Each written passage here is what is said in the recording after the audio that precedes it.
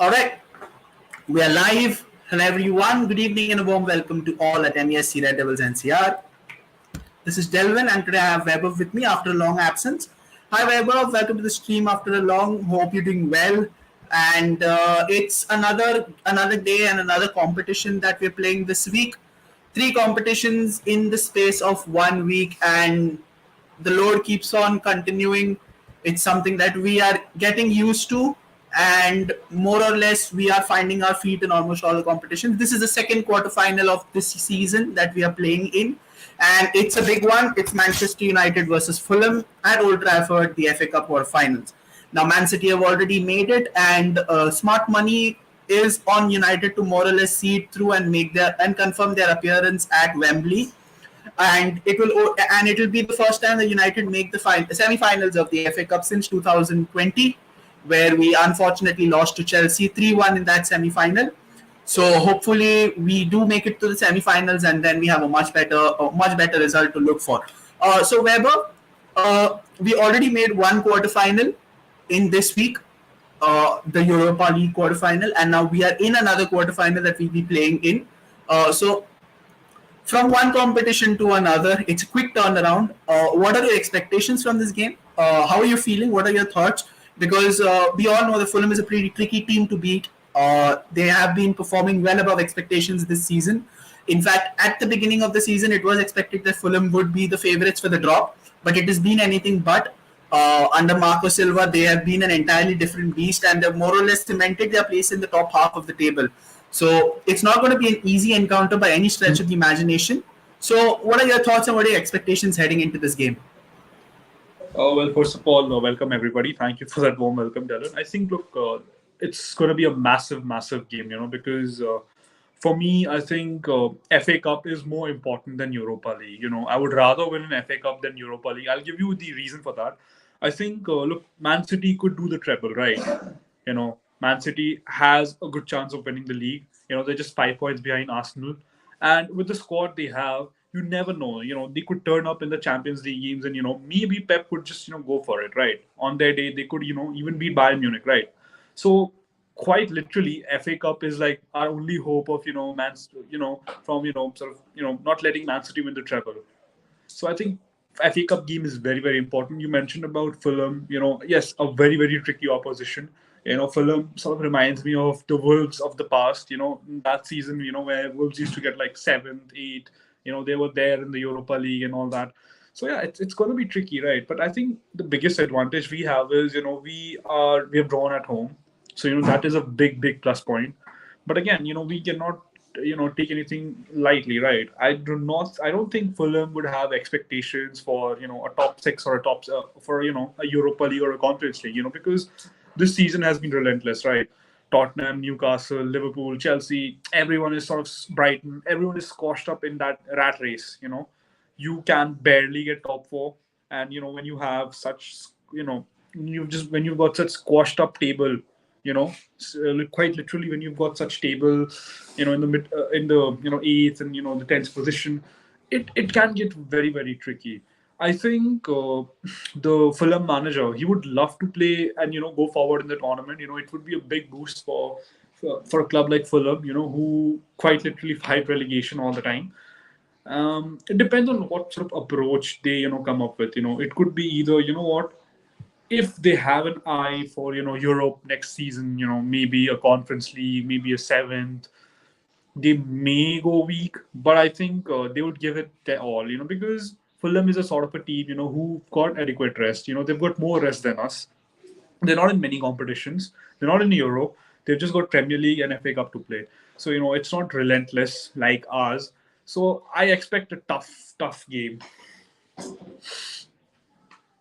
Yeah, I mean it is going to be a tough game. They have shown in the Premier League that they're more than capable of providing a tough fight to their opponents, and it has never been an easy ride for whoever they played. I think even when we played against them in the Premier League, the game before the World Cup break, they more or less almost sneaked in with a point until Garnacho went ahead and scored that late winner.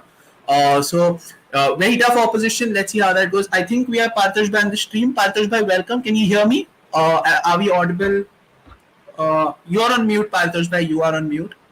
Yes, I Yeah. am very Hi. much Yeah. able to hear All right. you. Yeah. You're all Yeah. audible. Partosh bhai, welcome to the stream. Hope you're doing well.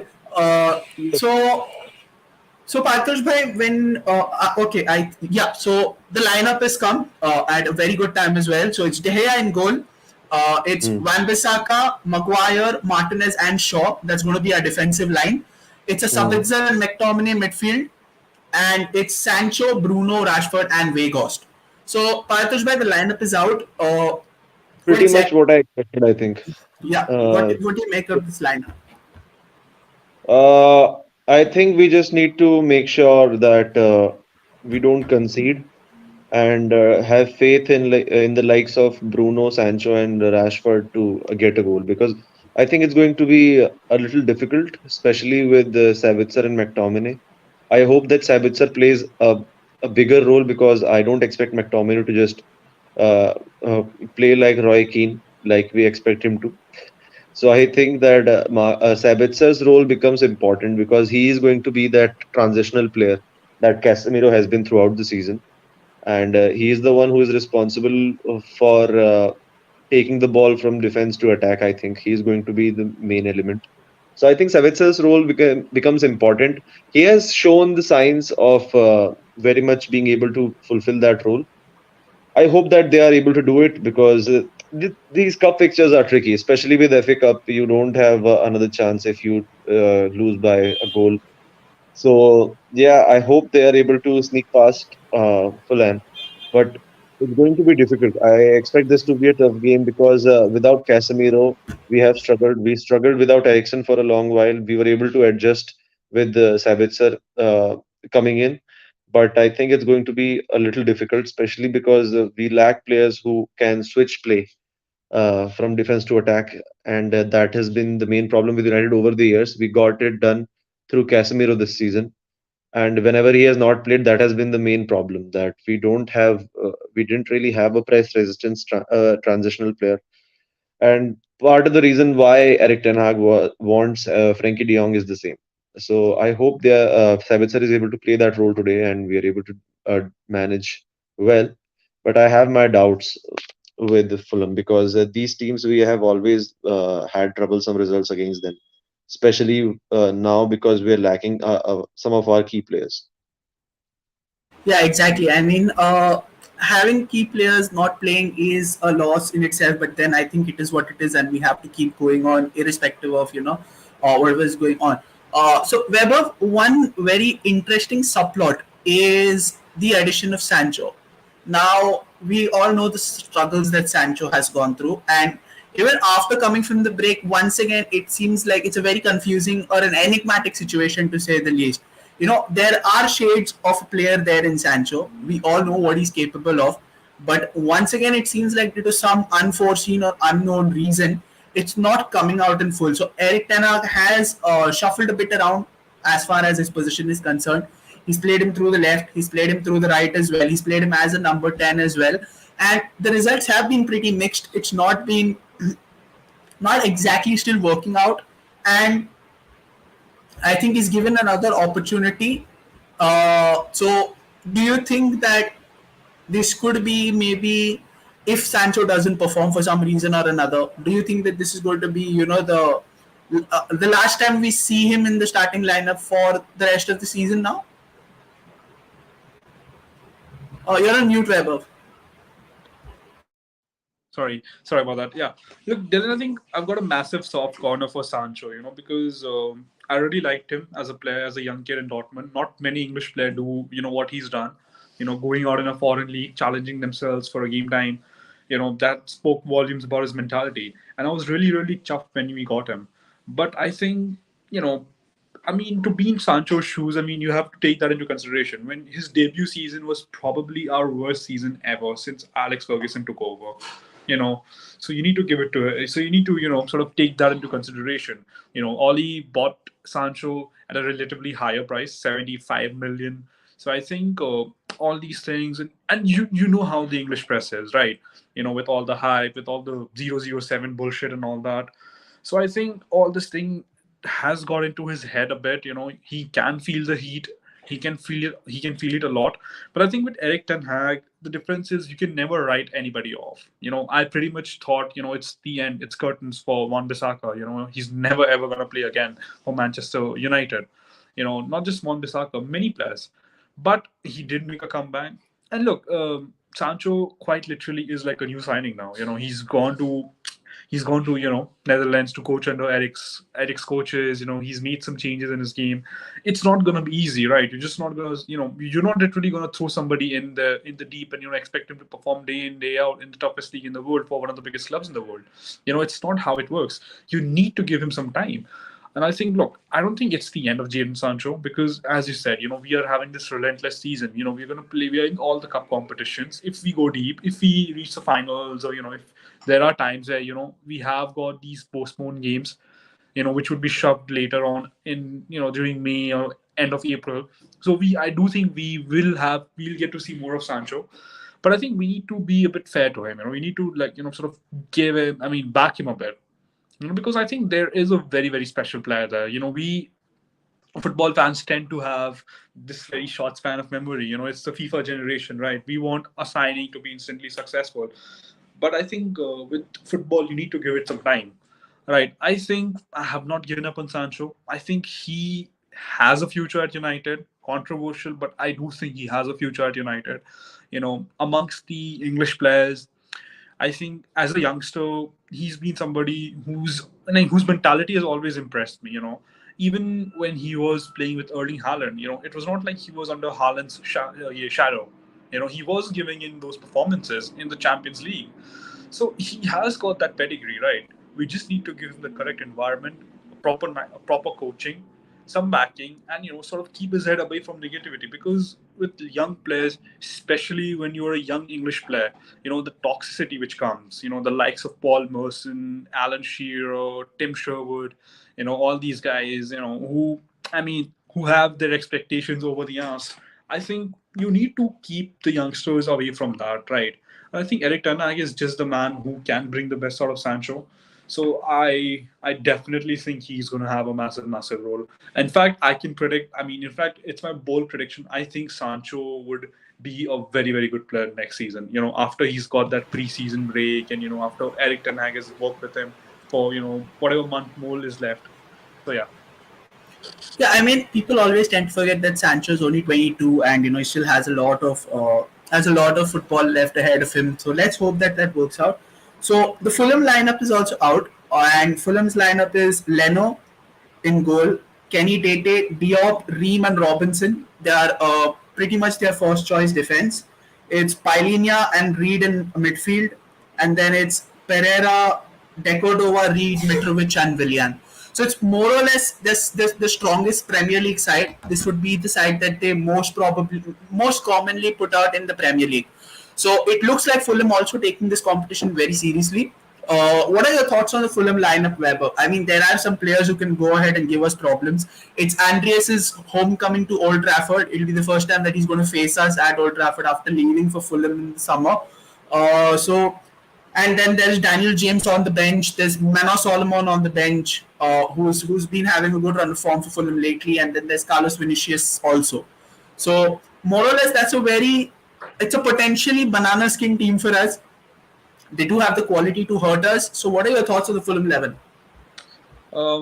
Like Dylan, I'll be absolutely honest with you. When I see that Fulham team and when I see our team, I think I do have some alarm bells there ringing not because our team is bad, not because of that, but I think if you have a one-on-one matchup, if you have those battles, if you count those battles before the game, where do we stand? We've got David De Gea. He's been hit. He's got his fair share of criticism. Shot stopping, he's been good. You can say behind the passing the ball from the behind, he's been a bit shaky. But again, he's our goalkeeper till the end of the season, right? The defense, I can only see Harry Maguire being the weak link. And, in the Betis game, we saw that, right? He got that bollocking from Martinez. I don't think he didn't have that particularly a good game, right? And when you have a player, who quite literally was a starter, and who's getting these fringe chances, you sort of understand, what sort of mentality that player is going through, right? It can be very, very, very difficult for a player who's making that sort of a comeback. Same goes for Scott McTominay, right? I mean, there was this news, I think, coming in that, Scott McTominay might not be available for Fulham. I think, look, I would have rather preferred Fred over McTominay if I'm being blunt. I think Paulinho is a very, very good midfielder. He could be the game changer for them, for Fulham. So it's very important that we win that midfield battle. So as Paritosh Bhai had mentioned, Sabitza's role becomes even more important.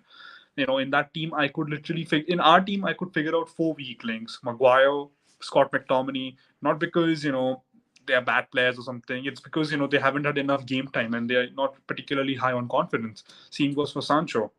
Sancho again. He needs that groove. He needs that confidence. It's good he's getting the start today. I hope he plays 90 minutes and I hope he plays well.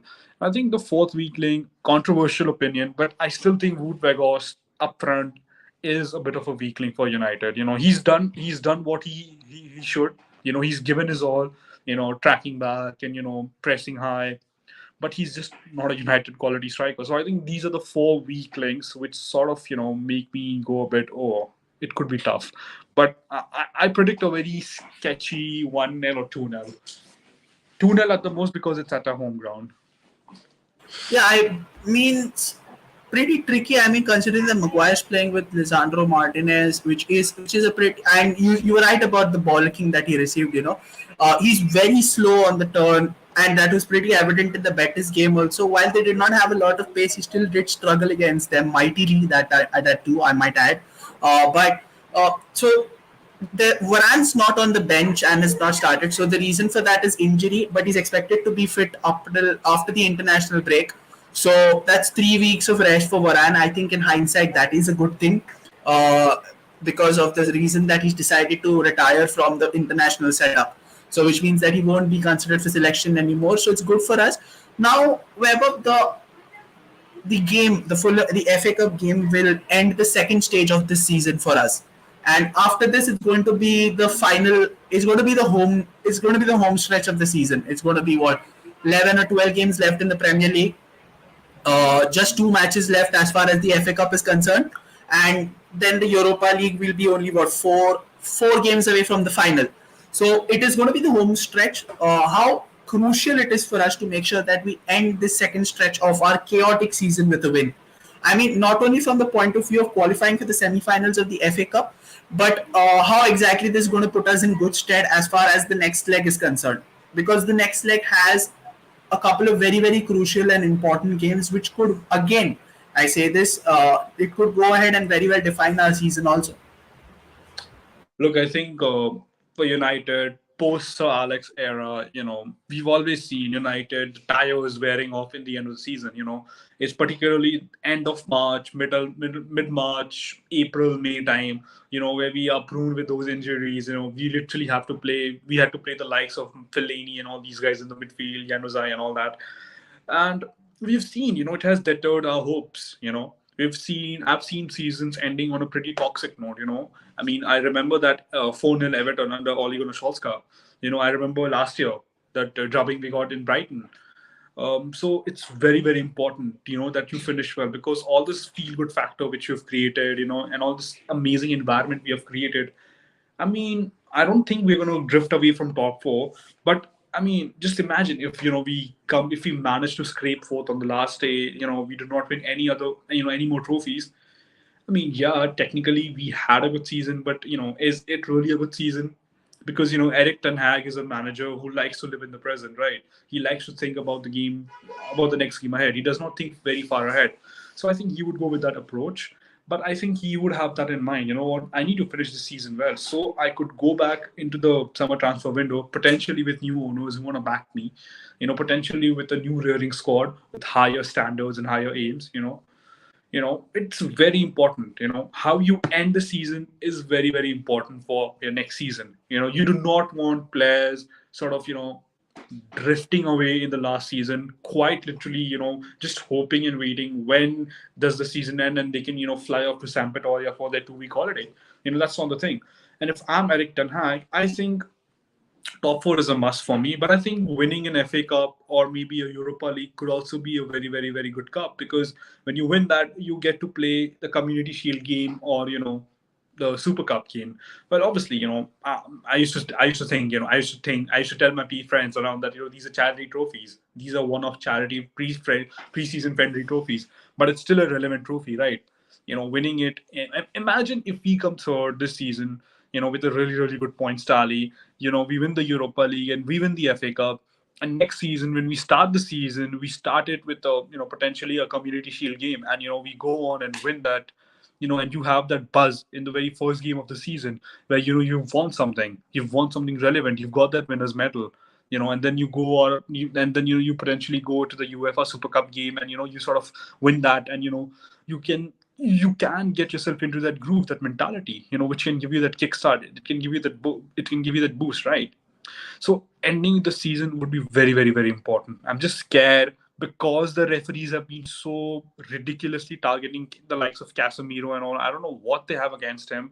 I'm just scared, maybe red cards or perhaps an injury here and there. I hope it just does not spoil our season, because it's been magnificent so far. Yeah, I think in many ways this game is a very very crucial game for us because already three of the four teams have already booked their places in the semi-finals. So that's Man City, Brighton, and Sheffield United have already made the semi-finals of the FA Cup.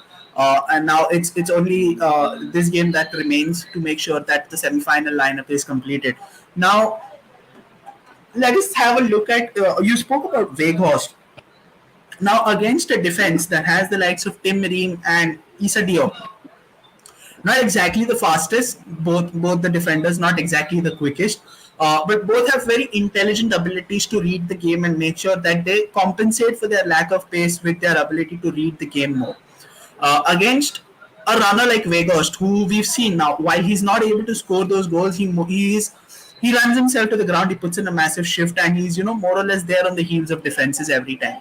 So how important is this battle in the context of the game, considering that we have two limited defenders as far as pace is concerned, and we have a striker who's seemingly running on endless bounds for energy at the moment.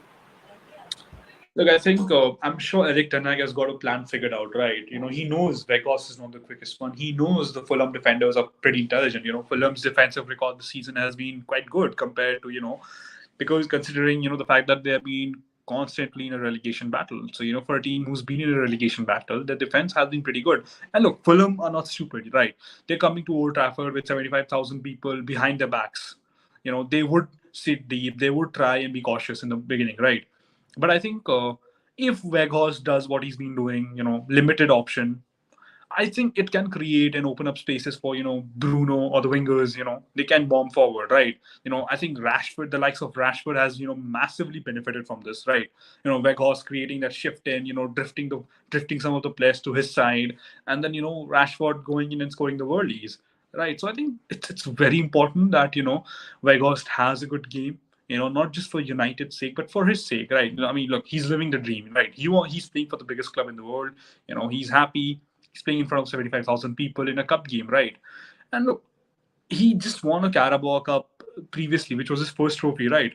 I mean, I'm sure a player like Wout Weghorst with limited capabilities, like no offense against him, right? He's a player with limited capabilities, right?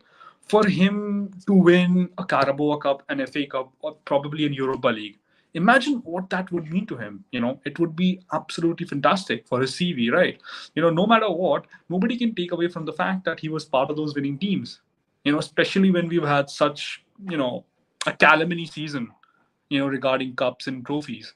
So I think Weghorst would want to do well. He would definitely want to do well, and I'm sure he would be eyeing for that, that contract.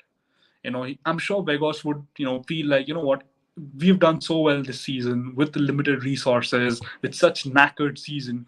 What if, the new owners come, they back Eric Ten Hag, and I somehow, manage to, give a good performance by the end of the season, and maybe I could just make it to the next season, and maybe we go for the bigger things, we go for the bigger prizes. I'm sure he wouldn't want to miss out on winning the big prizes, right? So I think for personal sense and for the team, Wood Weghorst is pretty important.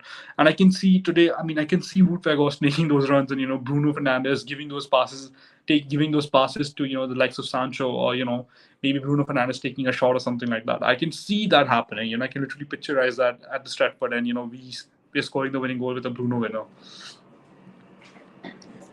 Interesting. So another reason I'm interested for this game is to watch Sabitzer. Now, we've seen Sabitzer in the little that he's played. Well, he's not exactly started a lot of games. In the appearances that he's made, you can see a midfielder that is more than happy to take a shot. Now, this is something that we've not had a lot. We've not had a lot of midfielders who are, more than happy to take a shot or maybe test the keeper from a distance or anything like that. And here we have Sabitzer, who while is endless running, all that he has the attributes. The one thing that sets him apart is that ability to take a shot. Now we have another midfielder in McTominay who possesses similar attributes. Now it's a different thing that those attributes are not exactly used, and they're more often than not put in the back burner because he's being forced out of necessity to play at CDM most of the time.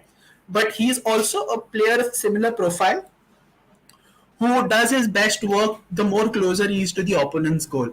Now, with two midfielders in similar mold, do you believe that Ten Hag is going to give the license to both of them to go for the attack, or do you think that it's going to be one particular player who's being given the responsibility to hold, or is it going to be flexible in the sense that there could be certain instances where you see Sabitzer go upfield, and then there will be certain other instances where you see McTominay go upfield. So what is your thought on this midfield dynamic? Because it's clearly a midfield pairing that we've not seen play a lot.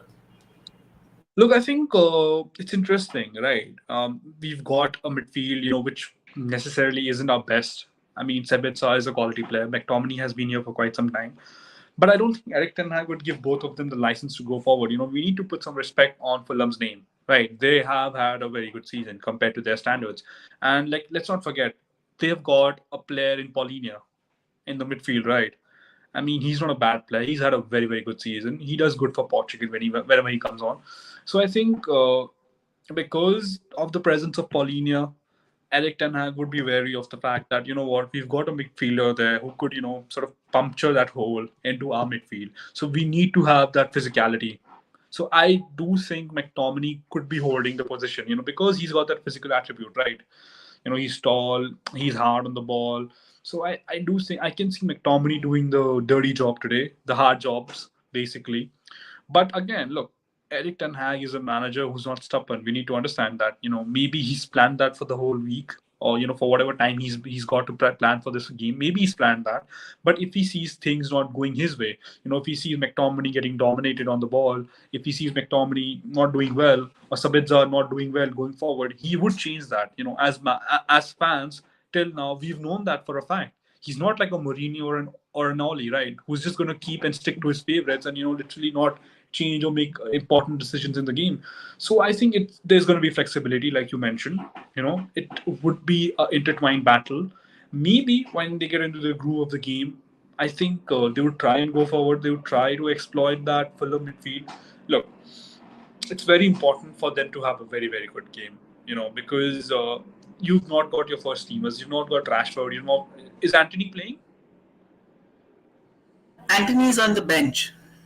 Okay, you've not got Rashford. Garnacho, who had that firepower, is out. Who was having a decent season.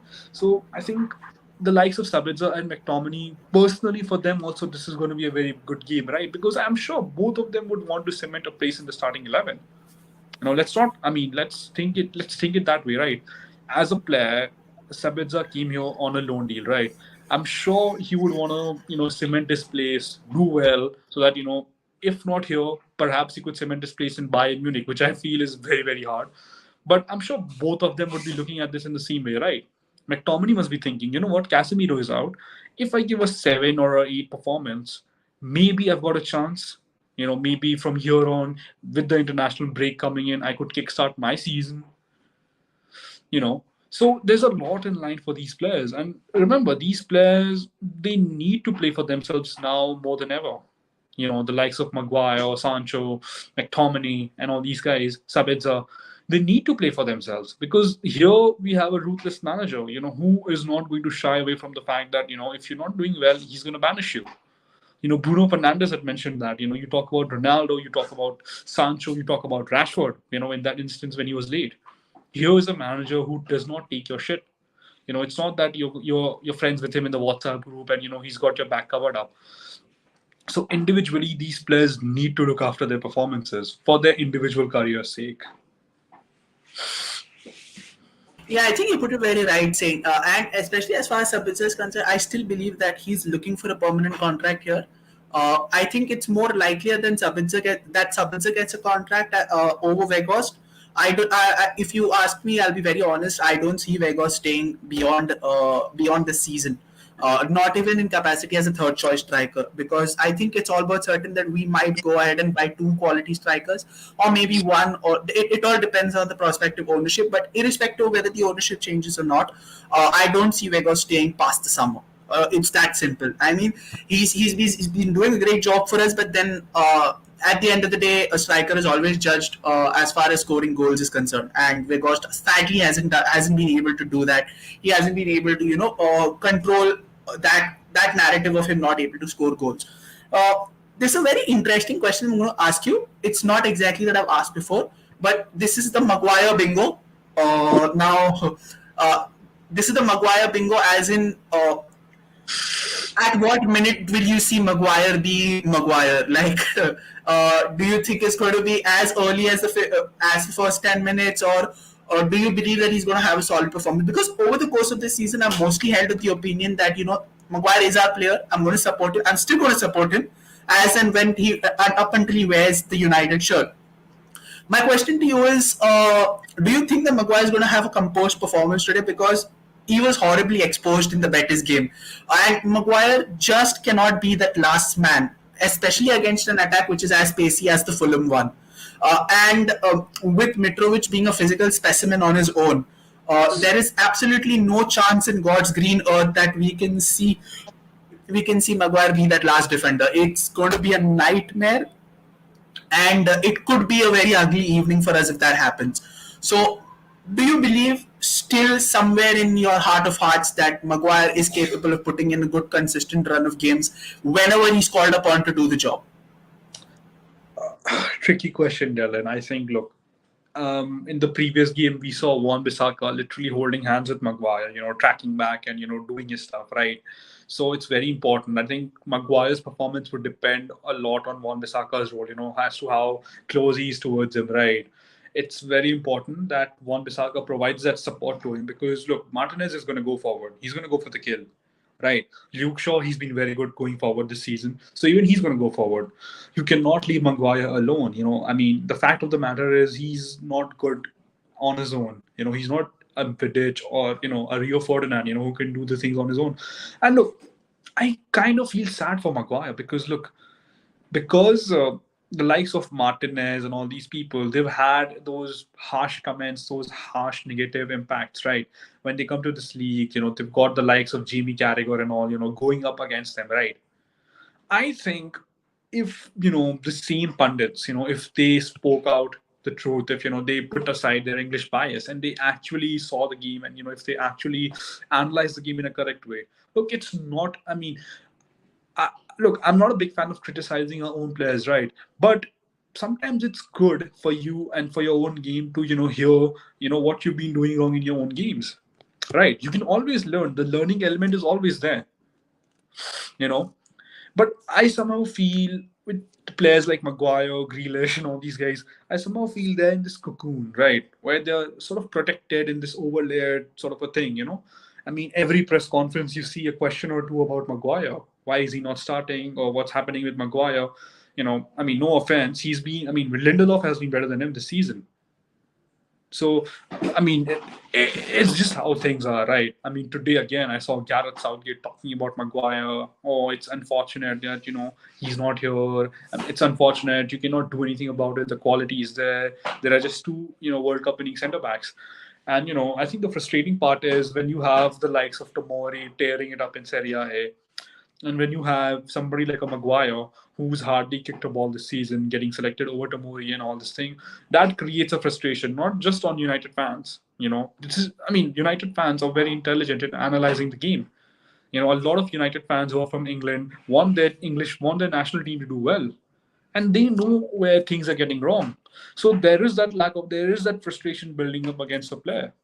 You know, there is But that frustration element. yeah, but here's the thing, Vaibhav. Like, I totally understand what it's talking about as far as a particular player having a better season is concerned.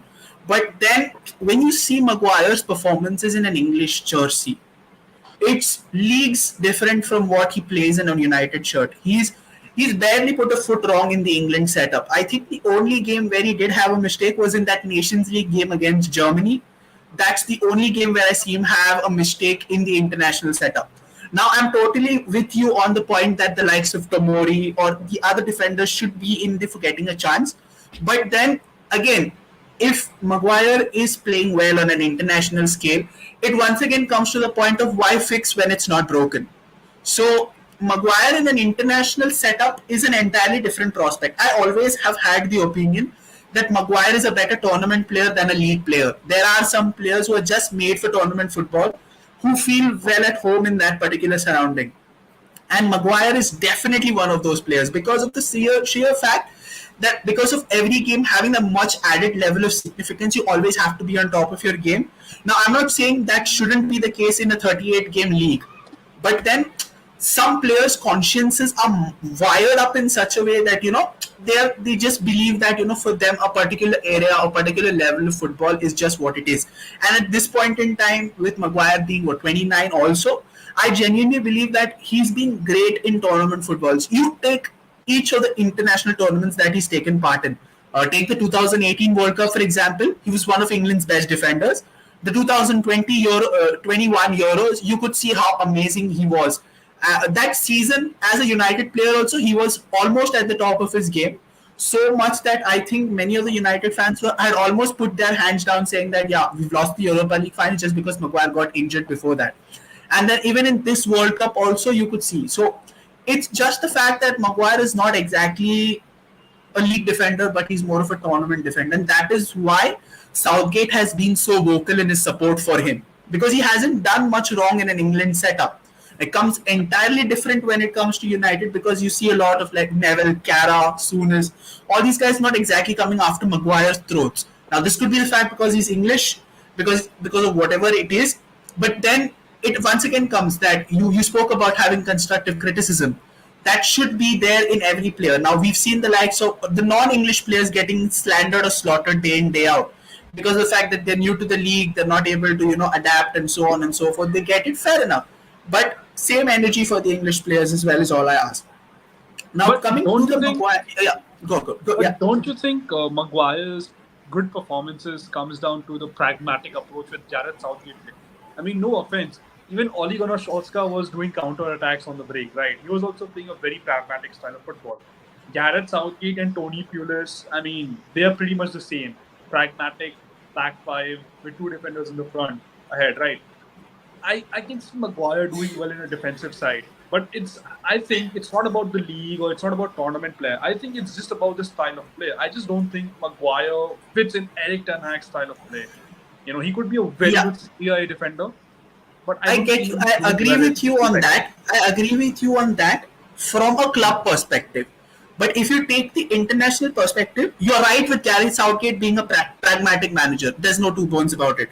But if you see the difference in the style of play from the 2021 Euros, where England lost in the final, and in this recently concluded World Cup, you could see that, Southgate was ready to let go of the shackles. Now, a pragmatic team cannot exactly win 6-2 against an Iran side at that point who virtually impregnable as far as defensive fortitude was concerned. And then England played their best game in the World Cup against France. Now, even though we lost it, Maguire was part of that central defense. So, which means that Southgate was much more attacking. He experimented with a lot of different formations. He played with the 4-3-3, he played with the 4-2-3-1, and then he played with the tried and tested back three also. So there was a lot of variety in England's attacking performances this World Cup. So You're right up to a certain point about Maguire thriving because of a pragmatic setup, but then in this particular World Cup or this particular international tournament that we seen, England were anything but pragmatic. They weren't too pragmatic per se. The only time that they were forced to play in that way was the game against US, where USA were right up on their heels every single minute. Like they were just relentlessly pressing the living daylights out of England, and then England had to be pragmatic due to USA actually forcing them into becoming pragmatic. So yeah, but my question to you is allied to Maguire. Do you think Lindelof deserved to start over Maguire at this game? Obviously, 100%, no doubt about it. He's done well whenever he's come in, right? And I do Yeah, think he's got exactly. the capabilities and attributes of being a third choice centre back. He's I been actually mostly. prefer, yeah, even I prefer Lindelof over Maguire because he's much more tailor-made to Eric Ten Hag's style than Maguire, for example, and also because of the fact that Lindelof is a wee bit faster than Maguire, also, which is something that a lot of people tend to forget. And also another added bonus of Lindelof this season is he become more physical. Now, me and you as United fans, we've always had that qualm, we've always had the grievance against Lindelof that he's not too physical for the Premier League. He's had a lot of strikers bully him physically, but it's not been the case this season. Lindelof has gone. He looks a little stronger physically, and he's put in those tackles also, and it's not those half-hearted, gracious tackles or something like that. Some of those tackles have been absolutely full-blooded tackles, and he's come out the better of them. So I genuinely believe that Lindelof deserved to start this game, but then once again, like you said, Ten Hag does have a plan, and let's see how that happens. So I think we've covered everything there is to cover as far as the build-up and the preview to this game is concerned. Wherever we're less than 20 minutes away from kickoff, so definitely I'm going to ask you what are your predictions for this game, and who do you think is going to go score the first goal? I have a question for you actually, and I'll give you my Yeah, prediction. yeah, My sure. my prediction is 2-0 United. First goal, All right. United. So my Okay. question to you has been like, obviously you've heard the Antonio Conte situation at Spurs, right? He's been pretty mad, and he's come out and he's basically thrown the team under the bus. He's literally categorically said each and every player in that dressing room has been does not have a winning mentality, has a bottler's mentality. Precisely. Yeah. Precisely, right. And we know Antonio Conte as a serial winner. He's won at Chelsea, he's won at Inter Milan. Do you Juve, think, Juve also. Juve, yes. Do you think, does this ring alarm bells to the fact that, Conte managing Spurs, getting to know firsthand what those players' mentality is like, and the fact that United, intrinsically we have been linked to Harry Kane. Do you think it would be a good deal, after all that which has happened, right? Because Harry Kane could be that expensive English striker for us, who's coming to the 30s and, who's got injury issues as well. So what I have put in, I've spoken about the Kane versus Osman debate in a previous video which I've done. Now, I am in no doubt whatsoever about Harry Kane's quality. He is England's best striker at the moment. He's on the verge of disposing Rooney off the top of the table as far as England's record goal scorers are concerned. He's already become Spurs' record goal scorer. But here's the thing: for all you speak about being loyal to the cause or being loyal to a particular team, loyalty can only take you somewhere up until a certain point. And I think Kane is at that stage of his career where he will definitely be looking to move if Conte is shown the door or if Conte decides to leave on his own. I don't see Kane staying there if Conte is not there. The very reason why Kane stayed so far was just because Conte seemed up until a certain point to get things right, and now it's just unraveling spectacularly. Another reason, and for me, if you ask, I'm not in for Kane. I believe Osimhen is the guy. Osimhen is it. I'm ready to fight anyone and everyone whoever believes that it should be Kane and not Osimhen, because the simple fact that Osimhen is 6 years younger to Kane, Osimhen can do things much better than Kane, and Osimhen makes destroying defenders look very, very beautiful on the eye. Osimhen is that kind of player. Now, I've seen a lot of United fans, I've seen a lot of football fans in general talk about Osimhen's health record. Now, if you take out his list of injuries, barring that one injury which he suffered against Liverpool this season in the Champions League, None of those injuries are muscular in nature, so he hasn't had a soft tissue injury, which are the problematic injuries: the thigh, the hamstring, the calf, so on and so forth. Whereas Harry Kane has had a chronic history of ankle injuries. Now, for a striker who relies on his ability to finish unerringly, an ankle injury is a pretty nasty one in particular. And with Kane also entering the threshold of the 30-year mark, you don't know how long it will take for that ankle injury to heal. So what would be construed as a simple or an innocuous ankle injury can turn out to be much worse. And when we are expected when he's expected to miss only 1 or 2 games, it goes up to becoming 4, 5, or 6. And then once again, we are back to square one. We don't have a bona fide striker. So Osimhen's case is different. Now, say example, we play a 60-game season on an average. Now that's the number of games basically. We play a 60-game season. Osimhen plays around 40 of it. I can write and give you that Osimhen is going to have an impact in all 40 of those games, and in a positive way. So I would rather have Osimhen in my side than Kane, and it's not even a contest at this point. Osimhen by a landslide for me. Like, that guy is everything. And yes, there are people talking about Kane being off the Premier League, so on and so forth. I don't see the point of paying 100 million to a striker who's only having 1 year on his contract, and is also does have a history of chronic injuries and so on and so forth. Because we know that a striker is not going to come cheap.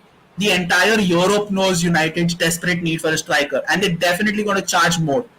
Now, we cannot do anything that Napoli wins the Serie A or even goes on to win the UCL, which I believe Napoli do have a realistic chance of. In fact, I've already gone on and predicted on one of the streams also that Napoli is going to win the UCL.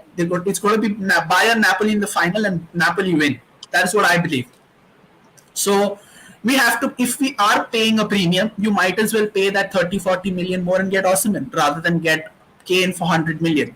So that's what I feel. I genuinely feel Osimhen. I wouldn't mind if Kane comes also, but I'm not in favor of the Kane signing at this point in time. Both elite strikers, no doubt about it though. Do you see, like, I'm just giving you a hypothetical situation. Like, just Yeah, presume sure. Kane wants to leave desperately. He's got 1 year left. You know, Daniel Levy being Daniel Levy, he's overpricing this move, trying to milk as much money as possible. He will. And He will. let's No just two ways presume, about it. yeah, let's just presume, you know, on table he does not really have that many options, right? I mean, he cannot really go to Arsenal. He cannot go to Man City because they've got Haaland. You know, Precisely. realistically speaking, if he sacrifices 1 year of, you know, Champions League, he could perhaps go to Chelsea. That is also a very, very big doubt because the No, rival I don't. I don't see him going or to Chelsea. or I a don't see him. Newcastle maybe, or a Oh Newcastle, fuck no, no. or a Newcastle Newcastle. Newcastle are very sorted with their striker department. They have Alex Isak, if you have forgotten. They have Alex Isak and they have Callum Wilson, who in himself is a very good striker.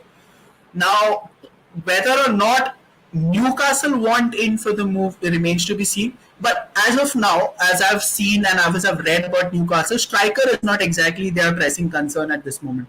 Their pressing concern is the midfield, which uh, now Bruno Guimaraes has been transformative in changing the fortunes of Newcastle. But this season we've seen that he's also been facing a couple of ankle niggles, which have been prolonged absences.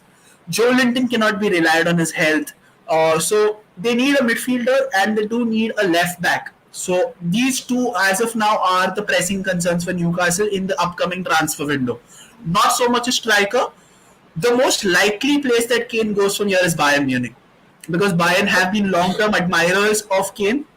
Not exactly a direct rival also, as far as Levy is concerned. So that price automatically goes down. And Bayern have been constantly putting in admiring glances towards Kane. They, if reports are to be believed, they've also gone ahead and told him a little bit earlier this season that run down your contract, we'll get you on a free. So Bayern is one of those legitimate options. So if he doesn't get a Premier League move, he'll have to move outside or just resign staying the rest of his career in Spurs. It's that simple, Weber. I don't But do see. you think? Let's just imagine here's a situation. I'm giving a very interesting situation. Let's see Todd Bowley does a Todd Bowley, right? He's got Graham Okay. Potter, England's upcoming manager. You know, I still feel he's got that pedigree. Let's say Todd Bowley wants to make this statement signing. He's had a lot of shit. Transfer windows have been a shower of shit, right? Let's say Todd Bowley wants to make a statement. Probably a Figo sort of a statement. Like what Real Madrid did with Barcelona. What if, let's say, Todd Bowley goes to Tottenham, puts £100 million on the table, and let's say if United come knocking, do you think Levy would then rather sell cheaper to United than let him go to a London rival? Because Kane would want to break that Premier League record of Shearer. Let's keep that Yours, in mind as well. yeah, precisely. I see where you're going at. So, very, very tantalizing situation this. But Levy being Levy, he's not going to stop at 100. If he has Chelsea as well as United knocking on the door, you can bet your money's worth that he's going to make a bidding war out of this. So it's not going to be 100. That price is not going to stop at 100 because of the simple fact that both are direct rivals. Chelsea being a London rival, yes, but Chelsea are not going to be shit for continued for a longer period of time. It's going to change at some point. It's going to change. There's no two ways about it. And United also direct rival because as you can see, even though Spurs currently sit on fourth place or whatever it is, uh, it's a direct shootout between United and Spurs for that third and fourth place. So both direct rivals. If both of them come, it's going to be a bidding war, no two ways about it. But if Kane chooses to be go to Chelsea, if Chelsea give him the number 9 shirt, then his career is over. The number 9 curse of Chelsea. So as long as they don't give him the number 9 shirt, I think Chelsea could be a much better landing spot for him because of the simple fact that he would have a lot of creators also. He'd have Enzo pulling in the strings. You have the likes of Nkunku who's going to come in the summer. Then there is Malo Gusto, the other right back, who's going to come in the summer. There are a lot of players who will come in the summer as well. So it's a good mix of players. You have Chilwell also, who's more than handy a provider himself. You have Havertz, who would then be transferred into his preferred position of playing just behind the striker, where he's at his best. So you could see a lot of things click in place for Chelsea also once they get the striker. I'm surprised as to why they didn't go for a striker in both the windows, considering that was their pressing issue in both the transfer windows. So that is a problem for me. But then again, uh, I see Chelsea as a very very last resort for Kane. If push comes to shove, and if he's very desperate to get a move, only then I see Chelsea coming into the picture. But otherwise, I don't. The likes of Chelsea, the likes of Newcastle, I don't really rate them as a contender to land Harry Kane. Only because of the fact that Newcastle already have their striker situation sorted, and Chelsea, like you said, being that London rival, so it could be anywhere but London sort of a situation for them also. So yeah, I think very interesting questions that you put up. As of now, for me, the front runners are United and Bayern. If Bayern decide to get into the market for Kane, that's it. Well, thanks a lot, Ellen. Yeah, I had just two very interesting questions because it's been floating around so much with the new owner and the transfer and all that stuff. Although, if it is Jim Ratcliffe who does become the owner, I'm pretty certain that it's going to be Kane who's being the striker, not Osimhen. That's what I feel. Because like Jim Ratcliffe, Britisher, so obviously he's going to make sure that it's an Englishman who's going to be his statement signing. So Okay, that here's is a what quick I feel. one. Radcliffe or Altani? What is your prediction? Just a prediction. Who's going to get the It's club? it's After too what you... close. It's too close to call. It's too close to call. Uh, Unfortunately, Ten Hag wasn't there when Sheikh Jassim's entourage came to Old Trafford, but he was there at the same time when Ratcliffe came in. Now, I certainly believe that as of this point, Qatar are the favorites. Sheikh Jassim is the favorite for me. But then once again, it's too close to call. I think there are 5 or 6 days left until the second bid comes in from either party. So let's see how it goes. Look, I don't mind either of the owners. I prefer Qatar more than Sir Jim Ratcliffe. But again, as long as both of those owners have the good intentions of the club in mind, it's a win-win. It's a win-win for us anyways. But the end game has to be the betterment of the club, betterment of the club in all spheres, be it the men's football, be it women's football, be it the infrastructure around the club, be it the training facilities, be it the stadium in particular. If all this is met, then I don't mind the problem. I don't have a problem with either of them being the owner. So that's what my situation. That's what my outlook has been of this entire ownership situation. Whoever it is, just make sure you have the best interest of the club at mind. That's it.